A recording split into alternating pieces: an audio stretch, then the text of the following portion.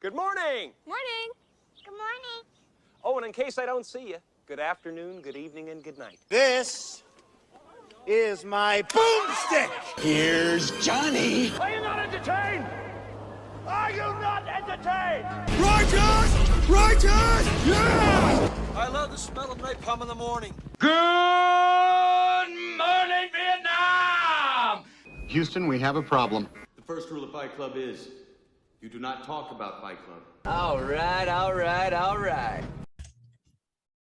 Welcome back, ladies and gentlemen. My name is Will Spalding, and I am joined by the lovely, Sam Dierberger. Sam, what's happening? I am lovely. I'm beautiful, and I'm quaint. I'm dainty. All of the above. Yeah, all of the above.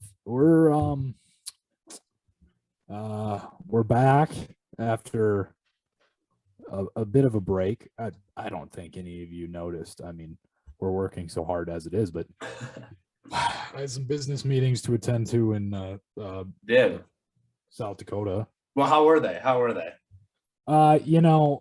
Just some executives. They have a big podcasting industry out there. And I met with some of those executives, and they're good guys.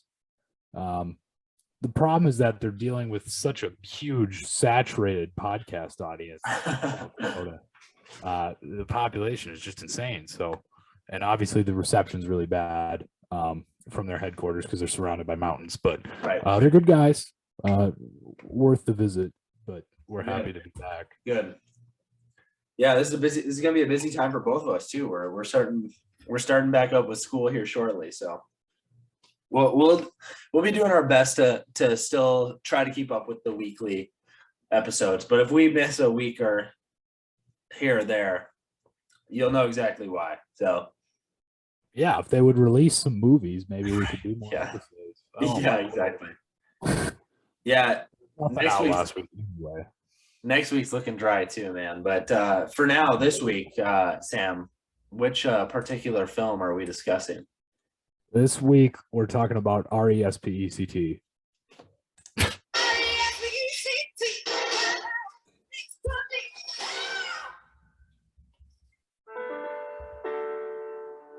How is Aretha doing? Aretha's doing all right.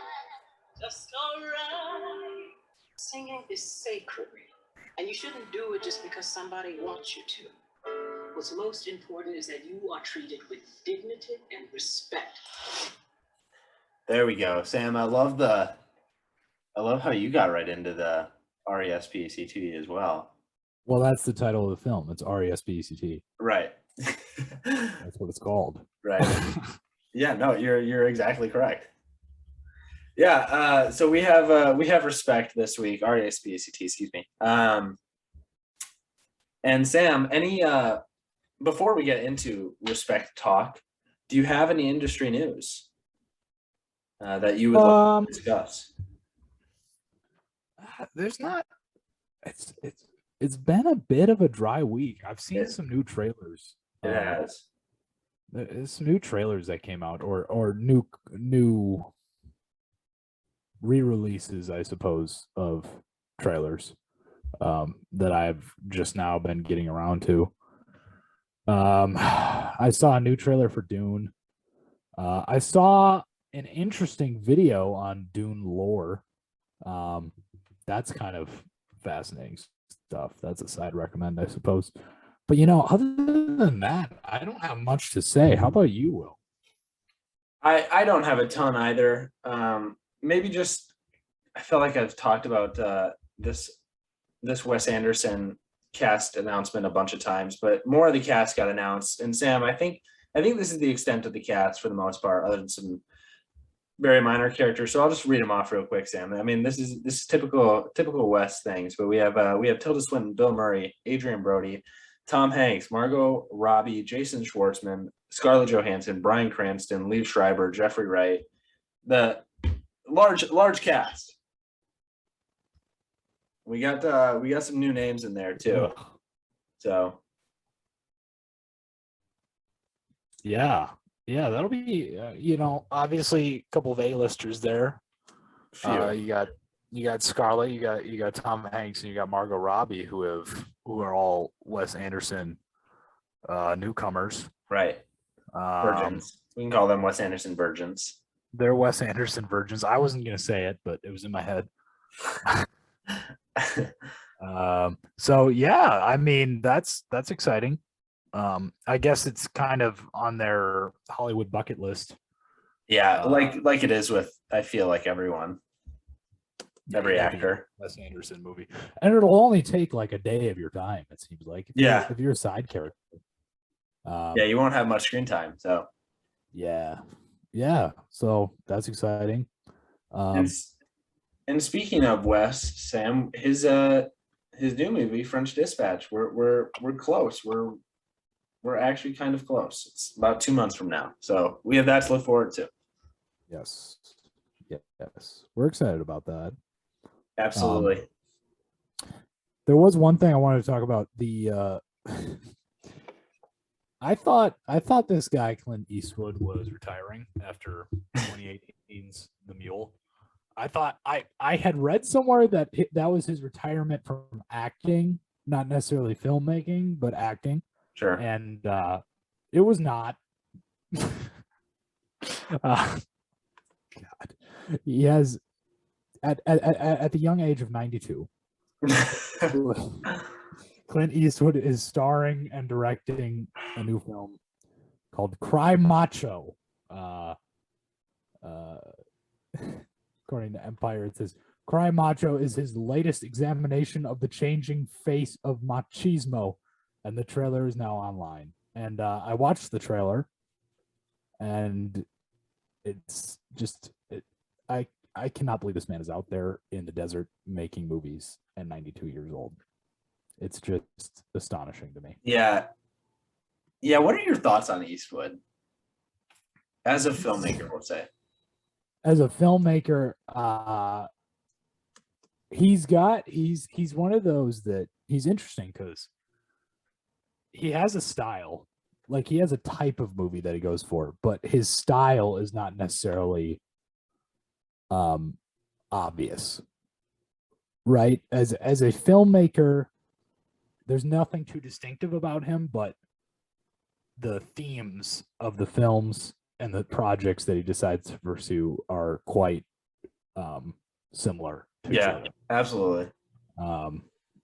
Whether it's Richard Jewell or Sully or Unforgiven or even The Mule, it's like there's all a common thread there, it seems. I don't know. Yeah, I agree. I think he's made a lot of really good movies and then a bunch of stinkers as well. But that's most directors, so it's not like Eastwood's alone in that camp. Right. 92 though, you always wonder if you're using the best filmmaking judgments at that age. I don't think you care at that age. He probably doesn't. I've been kind of out on Eastwood recently though, so we'll see though. I guess we'll see. With that said, Sam, do you have anything else before we hop into Respect? We do have John Lithgow joining Martin Scorsese's Killers of the Flower Moon, which is a project I'm very excited about. John Lithgow is kind of a underrated kind of character actor, pretty talented. So I'm excited about that. I want to see what role he's taking on. Yeah, and Killers of the Flower Moon continues to build anticipation. Yeah, that's a hearty cast there. Yeah, absolutely. DiCaprio, De Niro, Plemons, Jason Isbell, Sturgill Simpson, Scott Shepherd, now John Lithgow. That's exciting. What's crazy, what excites me most is that Jesse Plemons is leading this movie, which seems crazy that he's leading over DiCaprio and De Niro. So that just makes me excited for how great that performance is going to be. Yep. And when you read the book, it kind of makes sense. Oh, okay. Good. Yeah. Yeah, Plemons is going to be better as the lead. I think he's more suited for it. Okay, cool. That's next year, right? That is next year, hopefully. Gosh, that can't come soon enough. It's probably going to be the most expensive Western ever made. It's got an absurd budget. Well, we've seen Scorsese work with absurd budgets like The Irishman, so he's capable. He at least knows what to do with the money. Yeah, I guess you would disagree with that, but that's okay. The film itself, but I can recognize that he still did it, if that makes sense. Okay. Fair enough. Yeah. Yep. Well, Sam, should we hop right into RSPECT? Let's get into RESPECT. Let's do it. I need you to focus and avoid frivolous distractions. I find the songs that move you. Until you do that, you ain't going nowhere. I need a change. I want to sing what I want to sing. Yeah, respect. I'm just gonna start calling it respect. It's too much of a tongue twister. Sure. Sam, normally I ask background of the movie anticipation, but today, this week, Sam, I'm going to ask you, what are your thoughts on the musical biopic? Because I don't know if I know them. So my thoughts on the musical biopic. It's the musical biopic is a very inconsistent subgenre, I should say. There's some movies that work really well, and there's some that work absolutely atrociously. We have some interesting takes on the stories, and then we have some not so interesting takes. And there's also a little bit of a formula to these kind of musical biopics. They usually involve some sort of drug/alcohol lapse about halfway through, and they kind of the protagonist kind of spins out of control, and then they regain themselves and they come out a stronger artist, and that gets to be formulaic and boring to watch. One of my favorite artists, Billy Joel, who toured with Elton John, was asked repeatedly after the Rocket Man movie came out in 2019, because he knew Elton John, and people asked him, do you want a biopic made about you? And he goes, no, I'm not interesting enough.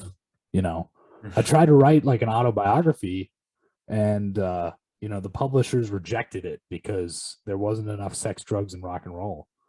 People aren't interested in that. I didn't know that. But the point he's making is that, like, some of these people, some of these great artists have to be dramatized because their lives aren't that interesting, and there's some liberties taken. And with the case of Aretha Franklin, she's a monumental figure in 20th century music, American popular music, but I don't know the extent to which this movie is faithful to her life story.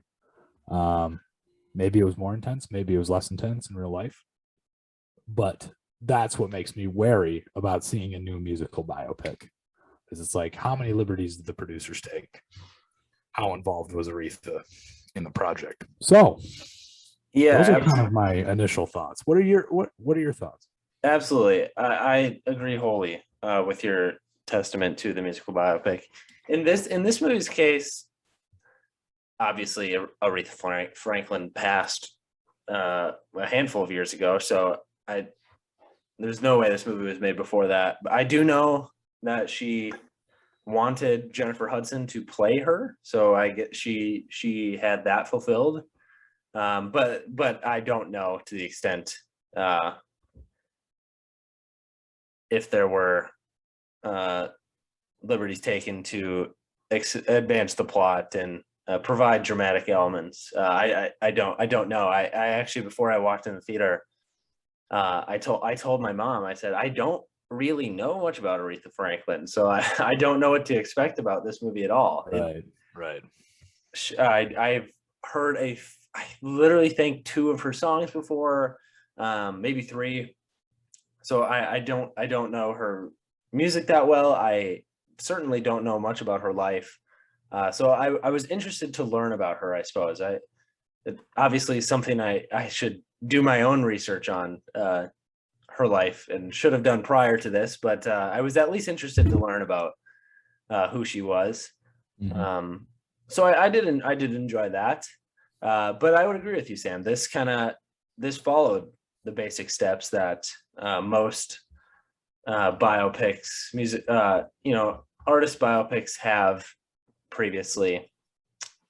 Yeah. And that's part of my larger problem with the idea of making a musical biopic, is that the point of music, the point of a musician, is that it's not their life that's interesting. It's the music. That's why people hang on to them, And it's like, to make a musical biopic, your life has to be extraordinary. If you want to make a based on a true story film, that should be made about people who have lived interesting lives. And people who make great music don't necessarily live a super interesting life. Or if they did, or it used to be interesting for an audience, and now it's just not interested anymore because we're desensitized to this vision of becoming famous and living in excess and all of that. Right, exactly. Well, I suppose, Sam, let me get your general thoughts, I guess, on this movie. I guess I kind of gave sort of mine, but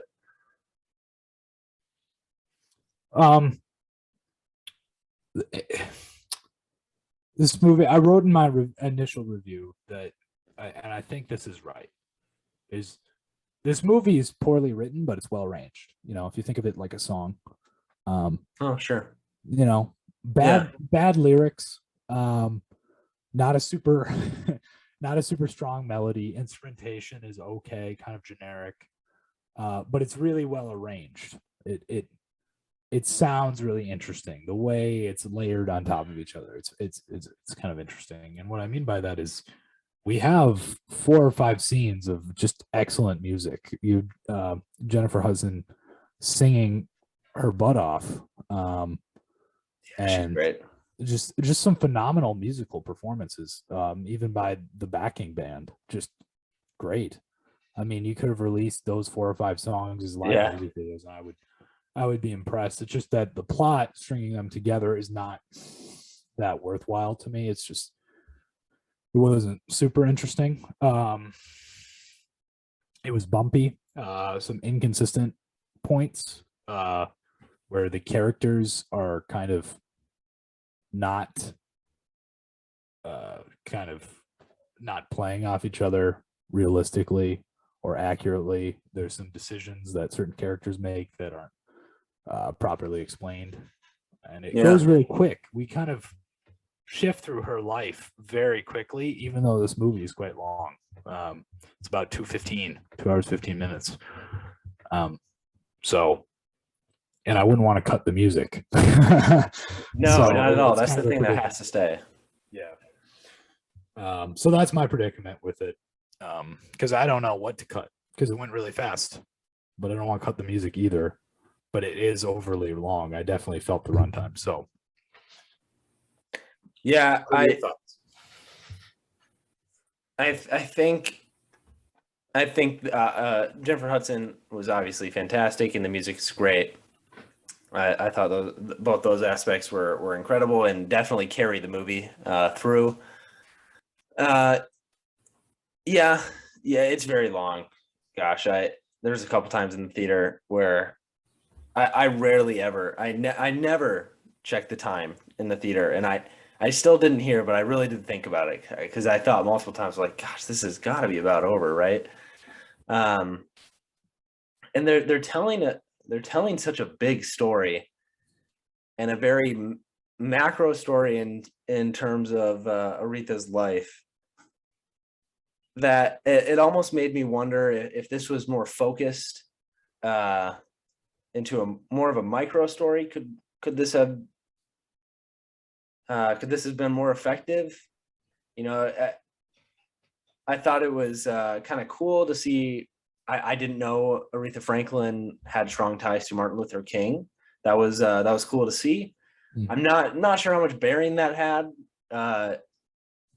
to her life. I understand that a large part of her life was civil rights. Yeah. But I think that, you know, there's some things I would have cut. That might have been at the top. I would have told a more concise story. And again, I like I said earlier, I don't know a whole lot about Aretha Franklin. Maybe that is impossible, but I would have told a story that could have been done in an hour and 50 minutes.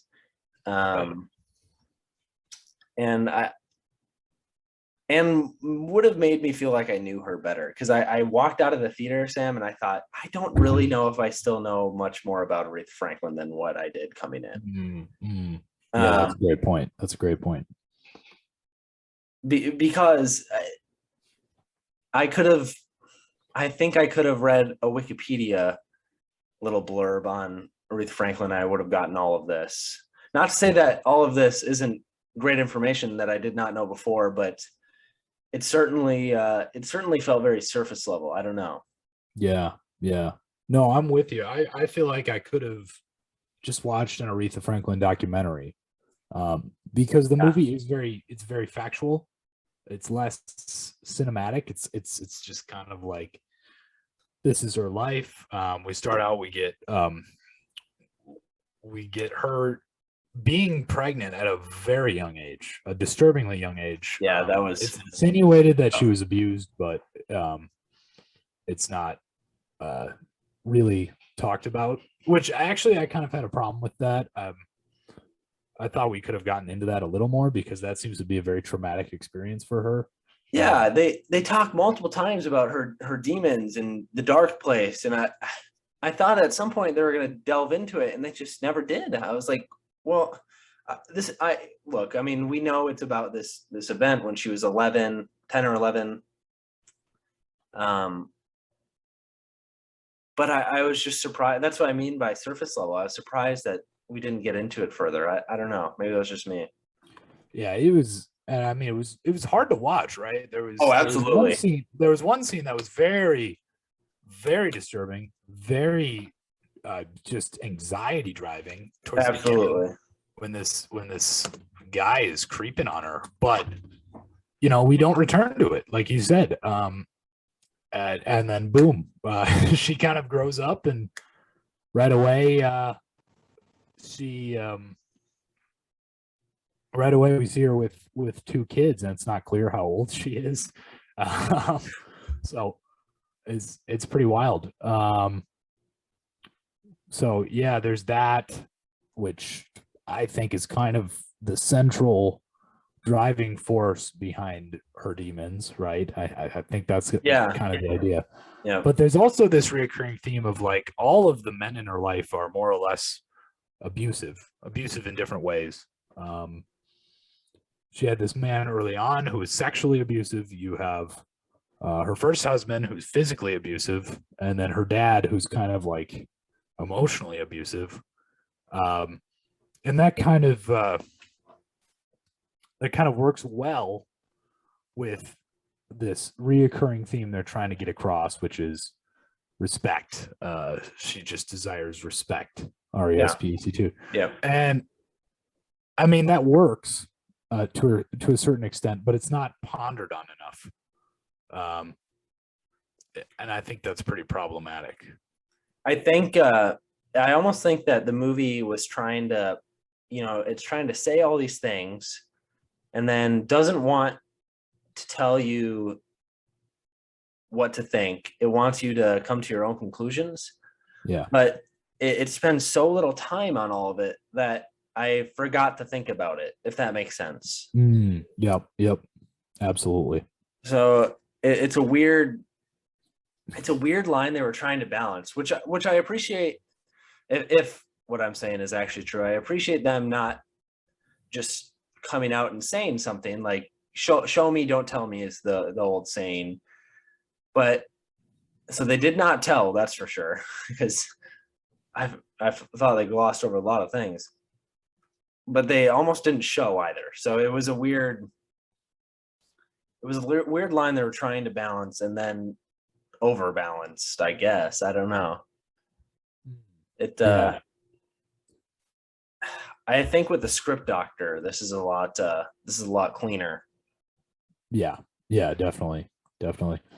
There's it's just kind of awkwardly paced. I feel that we actually spent too much time in our childhood. Yeah, way too much time. I just thought that young actress is really impressive. Both as an actor and as a singer. She's whoever plays young Aretha, well done. But we don't I do agree. She was great. But it just lasted too long. Just wasn't too relevant. We get that transition from young Aretha to adult Aretha in the church, which is a nice sequence. That was cool. Some good camera work. She's singing a hymn, and it kind of turns around, and adult Aretha is at the podium. And then we kind of get this whole subplot with MLK, which is, in my mind, pretty much completely irrelevant to the plot. I think you have to mention it because he's MLK, but also like it has really it just had no substance to what they were trying to say or what the movie was trying to do. And then MLK gets shot later in the movie, 1968. Spoiler alert. And it's like, but we didn't focus on that either, really. I mean, she sang again. Yeah, it's like one scene where they mourn his death, and it doesn't have to do anything. And like, look, that's an aspect of your life you could of her life that you could make a movie about. You could look at Aretha Franklin, the civil rights activist, but that's not what they were going for at all. No. So that's why it's frustrating. Aretha Franklin, the musician, the artist, the singer, doesn't care at all about MLK. So I don't know why that was shoehorned into this movie. And that's what I mean by just pick something to tell and don't tell all of it, because it just didn't work. It felt clunky and cluttered. So but I do still think that this movie does quite a bit right. I mean, we've mentioned a few things. You said it, that transition was really cool, and from young to old, from young Aretha to adult Aretha. There's actually quite a few really good camera tricks in this movie. Actually, it's because most biopics tend to kind of set the camera and just let actors act, and this one actually, I felt like it was doing things with the camera, which was cool. I don't think we often see that with biopics. Yeah, Liesl Tommy. I'm not sure how to pronounce that, but the director. Yeah, I looked into her a little bit because I wondered how did she get this movie, and it looks like she's mostly comedy, predominantly. Interesting. So I don't know how this transitions into Aretha Franklin biopic, but interesting choice. That's not someone that I would have thought to have made this movie from a comedic background, but it was cool. So yeah, interesting. Okay, so we have that. What did you make of Forrest Whitaker as her father? I'm only laughing because I didn't know Forrest Whitaker was in this going in, and then when his name shows up in the opening credits, I'm like, oh my god, of course he's in this. Yeah, I thought he was fine. I didn't think he was bad or anything. I just didn't know. I didn't know what he was doing here. I thought Yeah. anyone can do this role. He's not on screen for an excessive amount of time.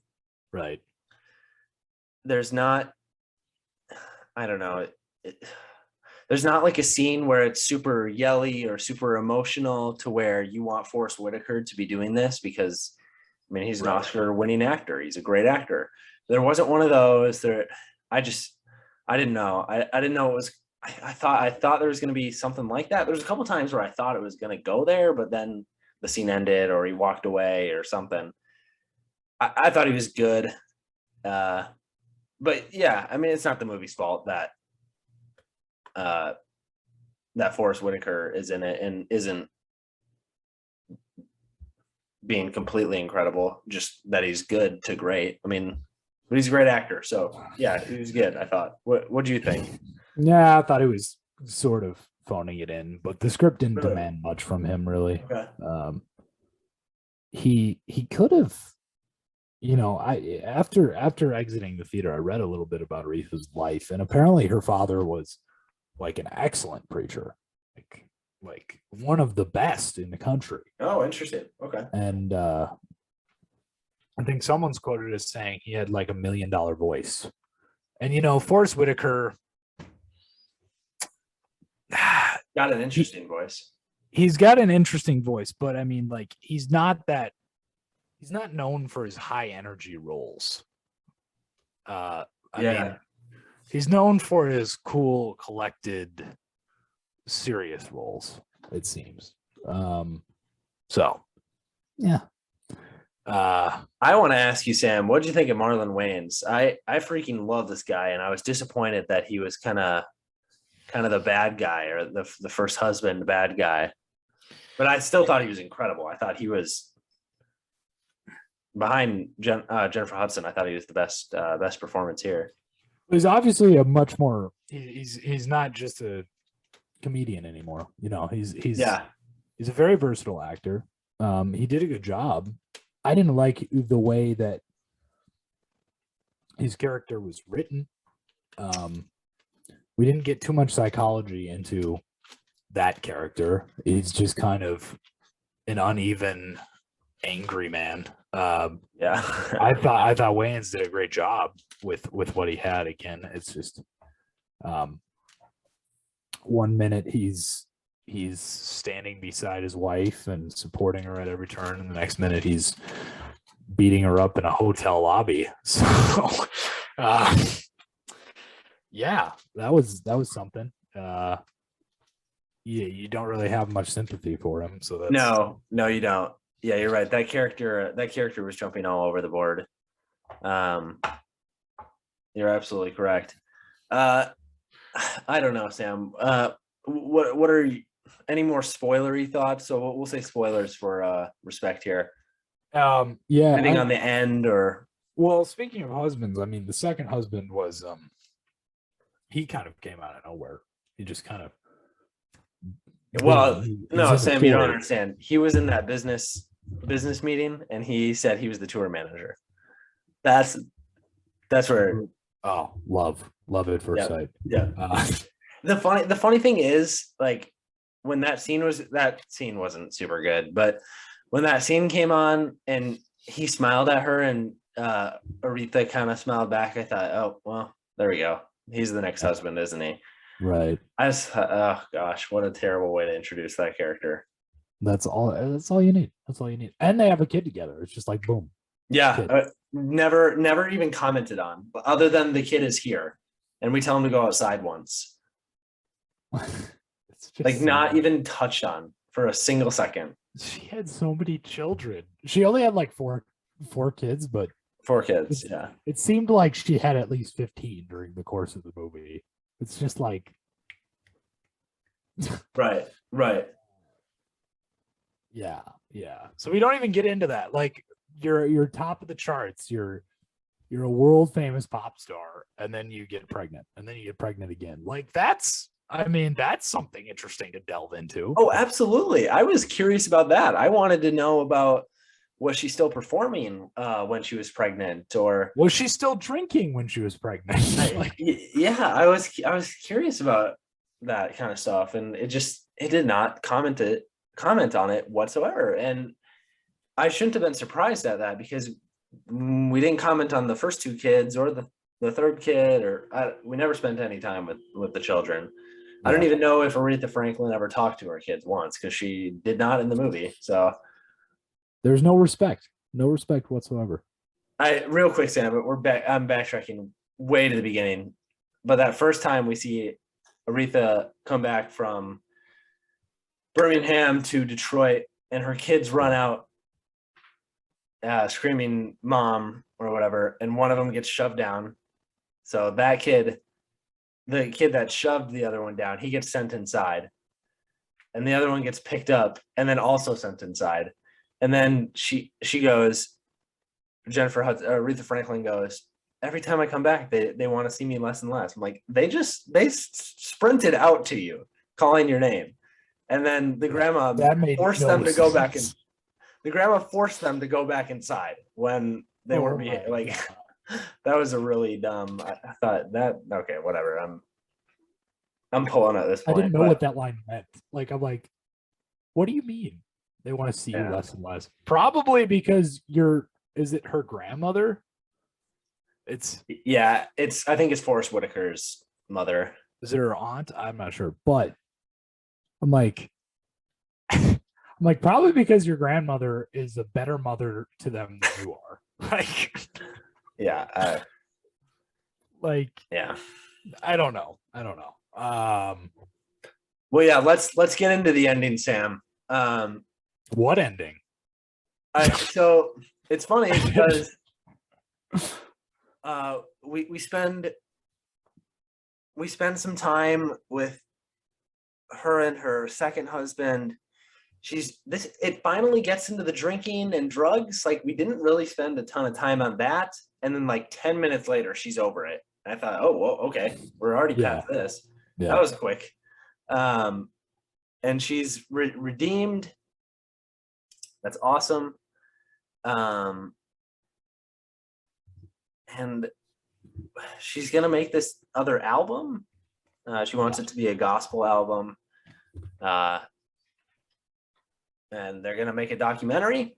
So we go to this church and we record this album and documentary, and that's the end of the movie. Mm-hmm.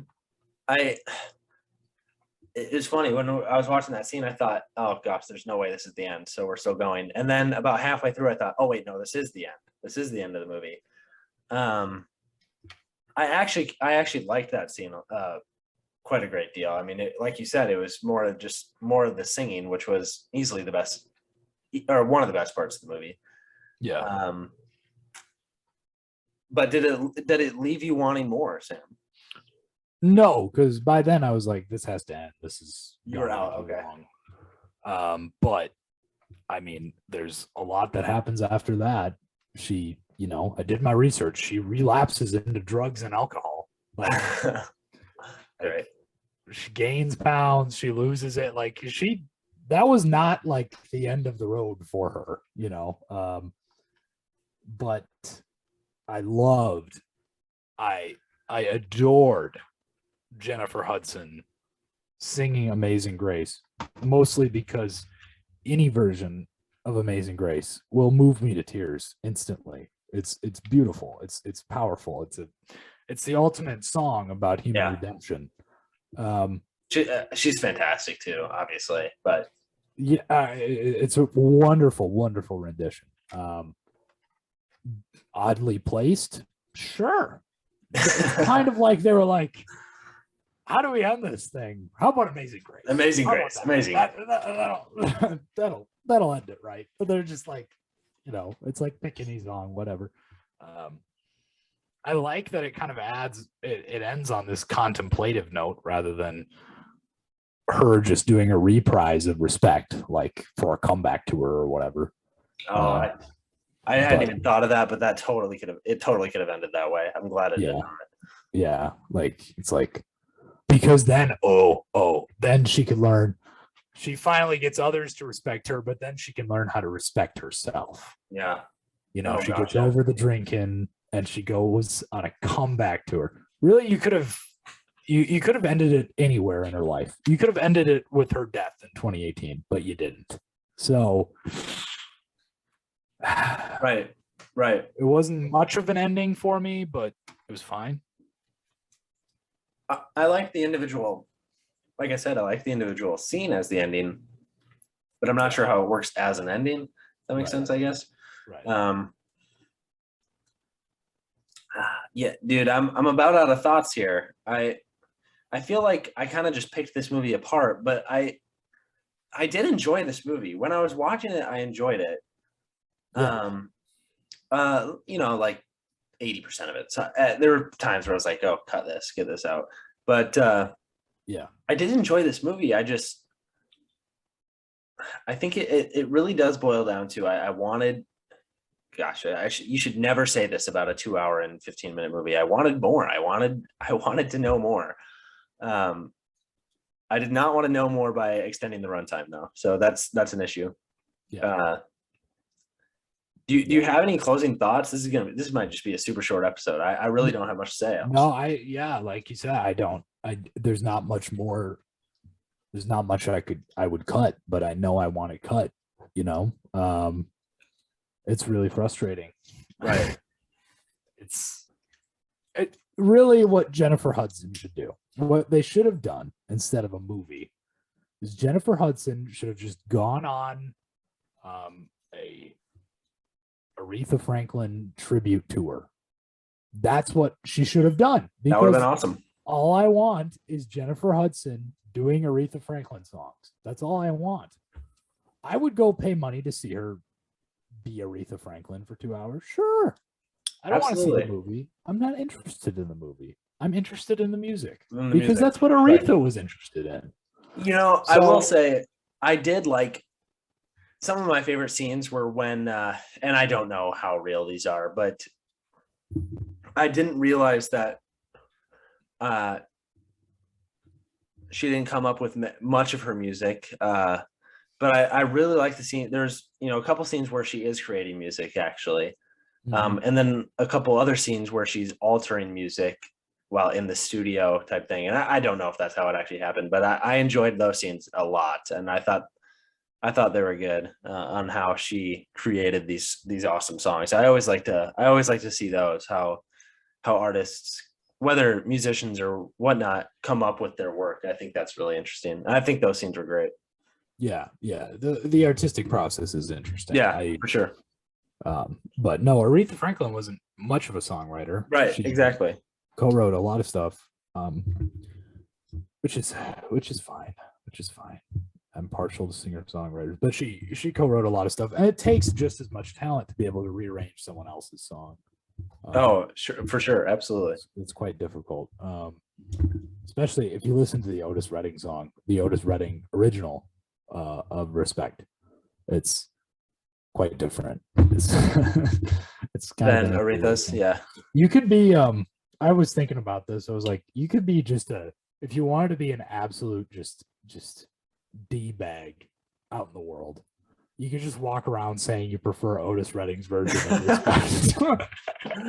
That'd be fantastic. If you just want people to hate you, someone singing it, be like, "Are you singing the Otis version, or that Otis Redding song, like Aretha Franklin?" Like, I'd never heard of that one. What is it? Yeah, but Otis Redding wrote it, so. Yeah. All right, man. Do you wanna get into some grades here or some star ratings? Let's hit some grades, huh? I'll go first. I'll give this 2.5 stars out of 5. I came for the music. I stayed for the music. The rest of it, not that interesting, but kind of formulaic. But it's probably worth seeing if you enjoy music. If you're a music fan, I'll give it 2.5 out of 5. How about you? I figured I would like this more than you. I think I might have read it, but I feel like I heard it, and I don't remember who, so I will not be able to cite it. But I think I heard someone say that this movie is screaming for it for you to give it a 6 out of 10. It's just begging for a 6 out of 10. Wow. And that's what I'm going to give it. I'm going to give it, except Wow, we'll okay. reduce that fraction. I'll say I'm going to give it a 3 out of 5. Okay. It really does do a lot right, and it just does as much that it does right, it does wrong too. And I think it. I feel like Aretha Franklin maybe deserved a little bit more, and that's okay. You know, not every movie is going to be perfect. So, yeah, 3 out of 5, 2.5 out of 5, good. Sam, do you want to hit some weekly recommendations before we get out of here? Let's talk about some weekly recommendations. I saw a fascinating movie probably 2 weeks ago now that is still kind of on my mind. I got recommended it by this podcast I listen to. Not this podcast, because I do listen to this podcast religiously. Right. I actually need to hear my own voice to help me sleep at night. Of course, it puts you right to sleep. This other podcast that I listened to, this guy recommended this movie, kind of this obscure science fiction horror movie from the 60s called Seconds. This movie is extremely disturbing in a conceptual way. It's not visually disturbing. It's not gory. It's not violent. It's just twisted in its own concept, I suppose. And also kind of nauseating cinematography. It was one of the first to kind of experiment with that handheld style.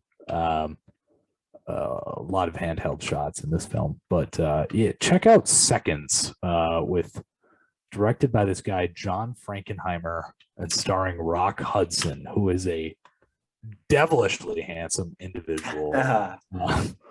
My God, I hadn't really heard of him before, but handsome guy. Nice. So check it out. I just added it to my watch list, so I will check that out. Cool. Yes.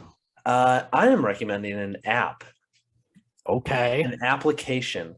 All right. That is movie related. It's called Media Stinger. Yeah. Sam, have you heard of it? I've heard of it. Good. Okay. Don't know much about it. Essentially all it is it has every movie on it, and it tells you whether or not there are scenes at the end of the credits. Or during the credits, after the credits, or it's two categories. And then further, so it'll say, you know, they call them stingers. That's why it's called Media Stinger. It'll say there's a stinger after the credits. And then you can also vote yes or no on whether or not you should stay to see them. So if it has a strong negative vote, I'll typically just leave. But most of them are about even, to be honest. So it's tough to tell. But you can vote on whether or not you should stay. So that's going to be my recommend. I've found it very helpful over the past year that I've had it, of just checking whether or not I typically just check it before I walk into a theater and determine if I should stay for the credits. Yeah, that's probably good to know, huh? It's probably good to know. I've been burned before on that. Yeah. Oh no, man, I don't watch Marvel movies, but there are other films that I've been. Oh, there's plenty. I looked. We talked The Green Knight a couple weeks ago.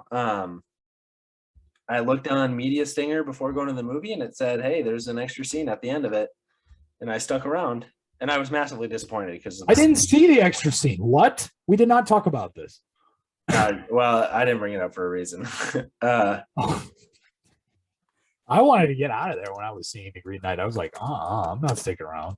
It's literally in the extra scene, Sam, a little girl. It also, if you don't want to stay, it gives you the description, the spoilers. It says, in the extra scene, a little girl is shown picking up the crown. And that is exactly what it was. That's all it was. All right. Interesting. So, but yeah, that's going to be my recommend for the week is Media Stinger. Okay. All one word. So there we go.